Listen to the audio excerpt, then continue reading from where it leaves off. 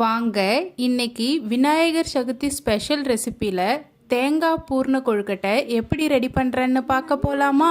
பேரை சொல்லி மல்லிகை சூடி கொண்டேன், மன்மதன் பாடல் ஒன்று நெஞ்சுக்குள் பாடிக்கொண்டேன். சொல்லத்தான் இன்னியும் இல்லையே பாஷைகள், என்னவோ ஆசைகள், எண்ணத்தின் ஓசைகள்.